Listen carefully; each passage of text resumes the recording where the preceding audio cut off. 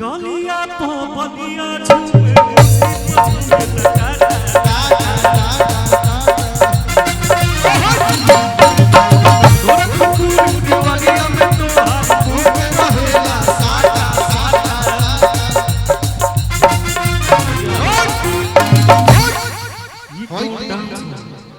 तो break dance लगता हो हमके तो मिर्गी डांस बुझाता है। अच्छा बाबा को मंच पे बुला ले कि जब पहिना तू न दुनिया अरे हिलेला भगवा मोहनिया तू चाचा चाक लागे तू चाचा चाक लागे कमरिया कमरिया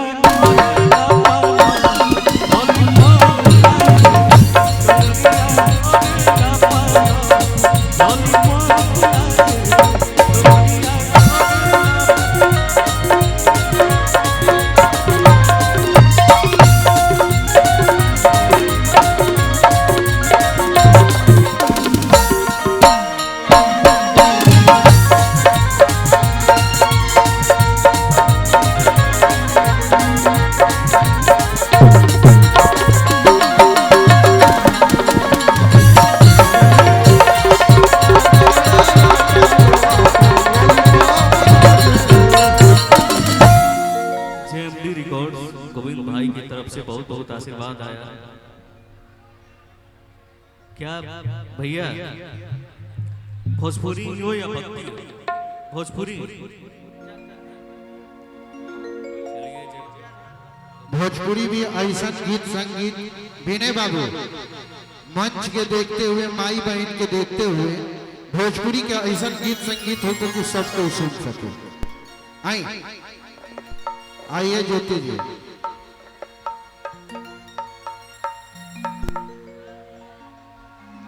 कि जादू भरल अखिया जादू अस कैले बा कि जनों से ज्यादा तहके हम जाने लागन कि तू जिंदगी में जब से आइलो जान बन के भगवान के माने लगनी कि भगवान के माने लगनी।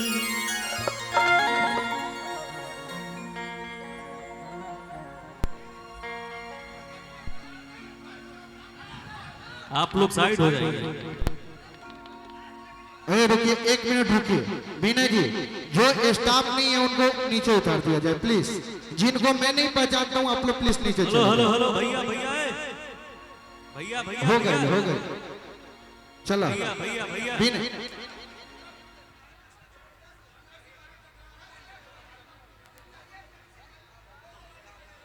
चलिए भैया हेलो हेलो आ जाइए ना आप लोग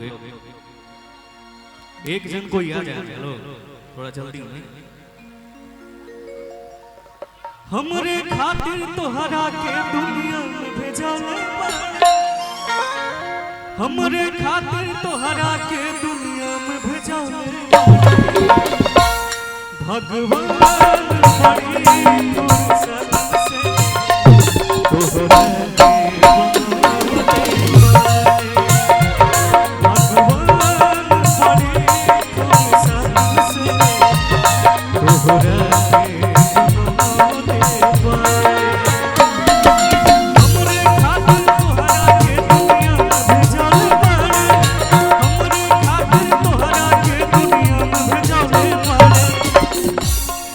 भगवान बड़ी फुर्सत से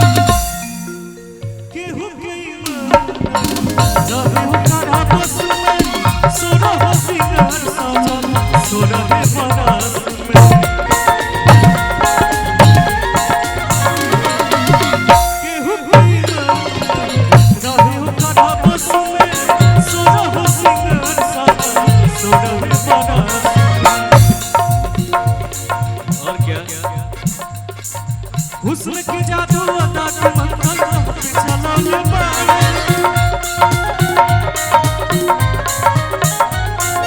हुस्न की जादू अदा के मंदिर पे चलो ले बाड़े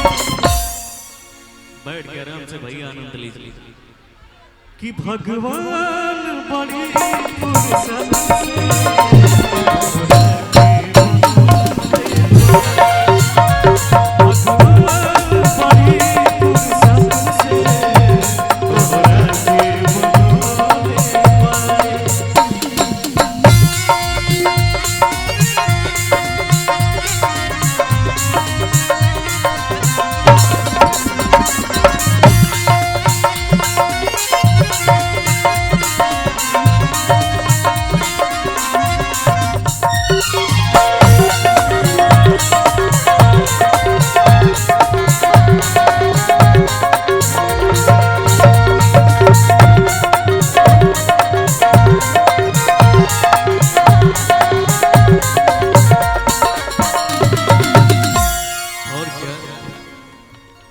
कि उठा तुहार जैसे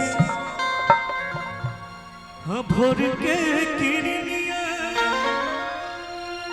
हाँ अखिया में प्यार के समय बदलिया कैसे भैया उठा तुहार जैसे भोर के किरनिया अखिया में प्यार के समय बदलिया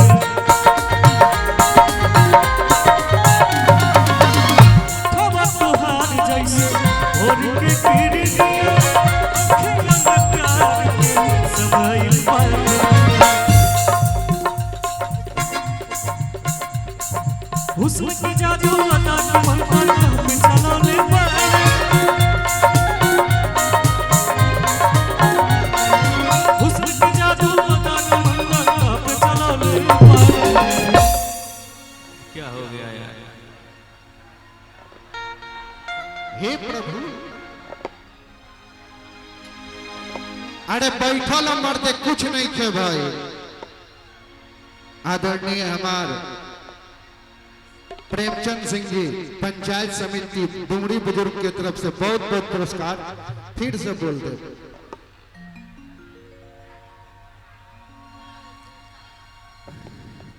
बैठ के आनंद लीजिए भैया हेलो